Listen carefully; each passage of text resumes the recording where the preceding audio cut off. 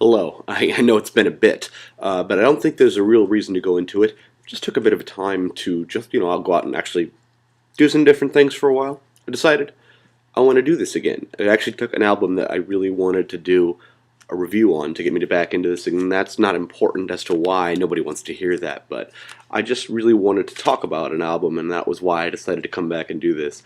And for my sake alone, if anything, honestly.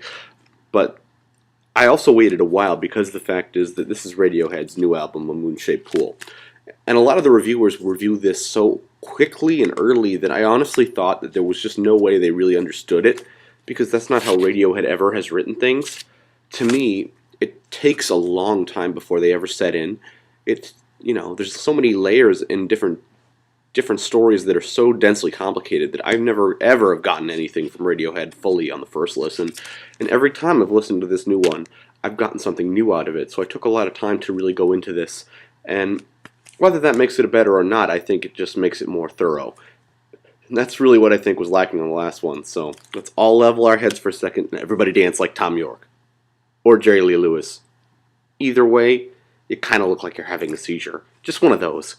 But let's go into some history on the main men from England. Radiohead are from Abington, Oxfordshire.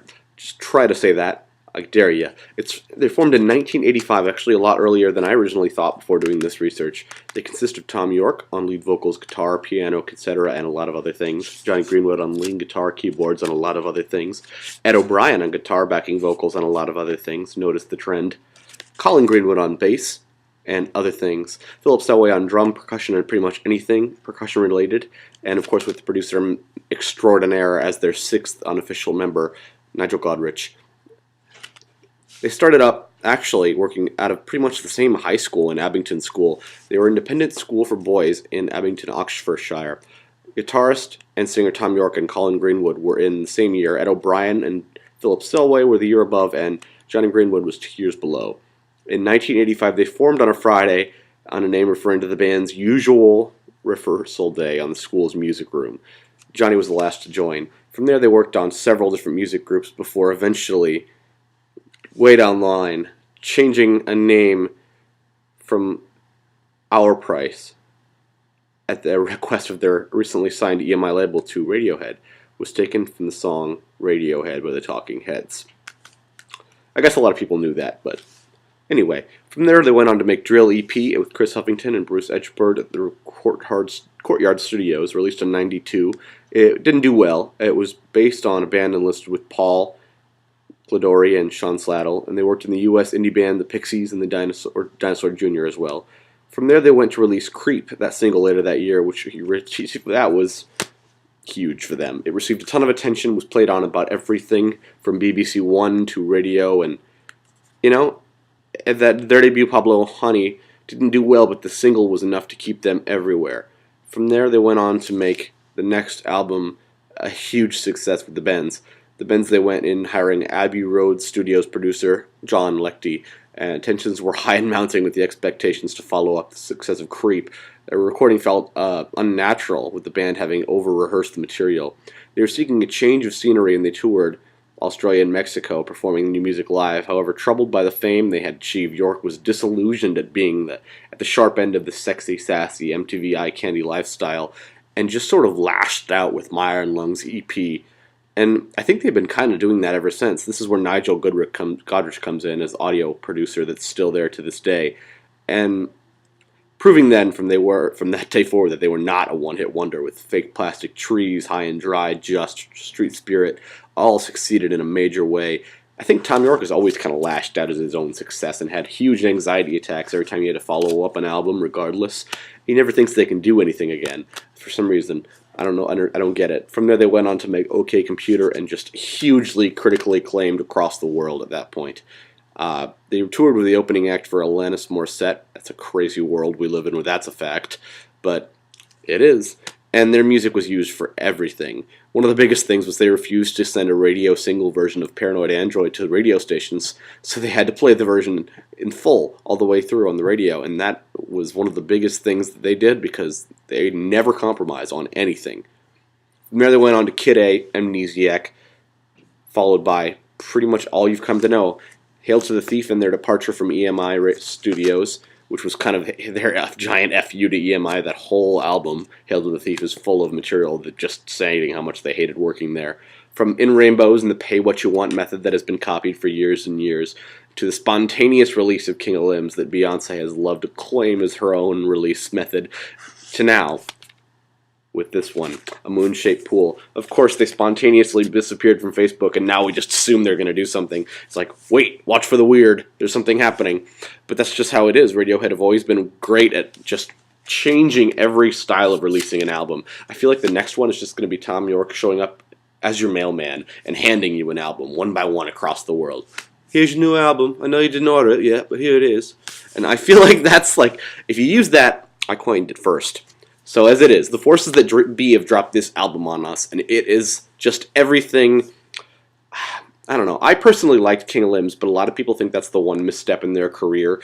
I think the Basement, Live from the Basement version of King of Limbs helped me like it a lot more, because live, with the double percussion from Geoff Barrow, of Portishead, who again comes in on this album, adds a lot to it, and so did the Daily Mail and Staircase and a couple of other unreleased tracks. But I feel like, I don't know, that album gets unnecessary hate, so this one has a lot of pressure on it, even though Radiohead are used to pressure. They actually had some critics to win over this time. But they have a lot of work with this one. It's something, it seems like a much more in-the-moment kind of album for them, with Tom York separating from his partner of 25 years. They really dive into the pain of loss and the passage of time. Burn the Witch is actually one of the previously released songs they used for this album from 2000. It was reworked beautifully. They have extra help from this one, again, with Portishead's Geoff Barrow, and the orchestral section is from the London Contemporary Orchestra. And that's the backbone of this song. It's the driving string arrangements.